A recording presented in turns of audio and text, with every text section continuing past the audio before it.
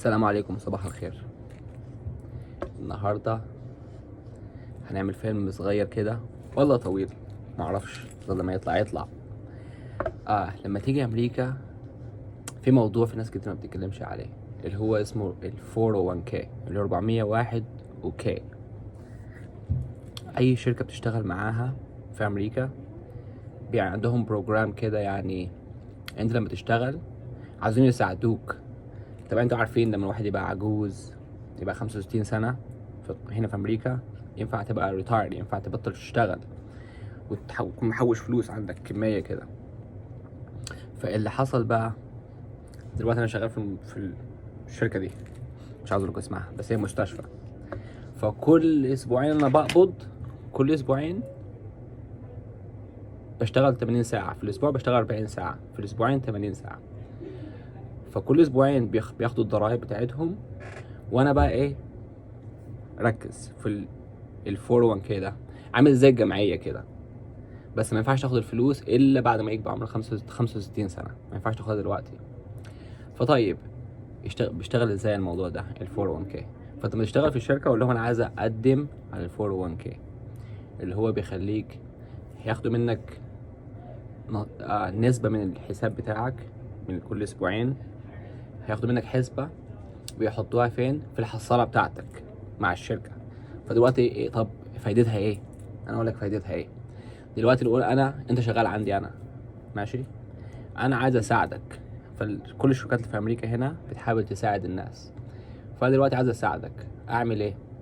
اقول لك طب ماشي، اشتغل معايا، وكل اسبوعين انا هاخد منك $100، وانا هحط لك $100. فدلوقتي كل اسبوع هيبقى عندك $200، انت تحط 100 وانا احط 100، فيبقى عندك 200. بس ما ينفعش تاخد الفلوس دي الا لما يبقى 65 سنه، حاجه رخمه قوي. فده نظام ال 401k بيشتغل كده. فانت لازم تقدم على شركه، طبعا تكون شغال في الشركه علشان ينفع يعمل لك ابروف في الموضوع ده. بس حاجه لذيذه، دلوقتي انا عمري 36 سنه، فعمال احوش في ال 401k ده. فانا دلوقتي بقالي 7 سنين شغال في المستشفى دي، فكل اسبوعين بياخدوا مني بتاعت $200. فالمستشفى بتروح حاطه $200 زياده، فبقى عندي $400 دلوقتي. بس انا لو انت فكرت فيها، انا حطيت بس 200، هم حاطين برضو 200. انت تحط 100 هم يحطوا 100، تحط 50 هم يحطوا 50، تحط $1000 هم يحطوا $1000. هو كده النظام بيشتغل. طبعا عندهم برسنتج، يعني يقول لك احنا بنعمل لك ماتش ل up to 5%، يعني ما ينفعش تحط اكتر من 5% من الانكم بتاعك كله، فهمت؟ فده نظام ال 401k. فانت لازم تحوش عشان يبقى عمرك 50 سنة، ينفع تطلع تسافر وتصيع وتنبسط. لو انت لاحظت دلوقتي كل الامريكان ولا الاوروبيين بيسافروا على مصر ولا دبي وبتاع، بتبقى جايز كده محوشين في فلوس بقالهم 50 سنة بيلموا الفلوس دي. فبعد 65 سنة ينفع تطلع المبلغ ده كله يبقى بتاعك. فدلوقتي نقول انت بقى نويت ان انت مش عاوز، سبت الشغل ولا مش عاوز تلم ال 401k ده، لو حاولت تطلع الفلوس بدري هياخدوا منك النص. يعني دلوقتي نقول دلوقتي انت حاطط عندك $10,000. طبعا انت حاطط 5، هم حاطين 5 مع مدى السنين يعني. طيب، حاولت نقول انت عايز تطلع من الشغل، عايز فلوسك.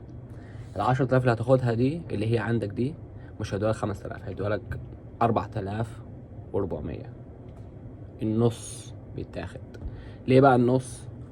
عشان هم عايزينك يعلموك ان انت لما تبقى عمرك 65 سنه يبقى عندك الفلوس دي كلها. حاجه غريبه والله، بس موضوع رخم، بس هو كده ماشيه كده الحياه هنا. ف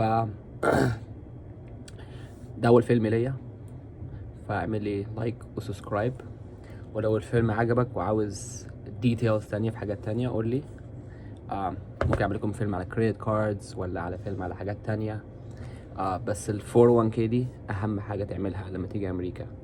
انا بقالي بتاع 11 سنه، 12 سنه، فعرفت الموضوع ده قريب دلوقتي، بتاع 5 سنين فاتوا. ففي ناس كتير ما بتقولش الكلام ده.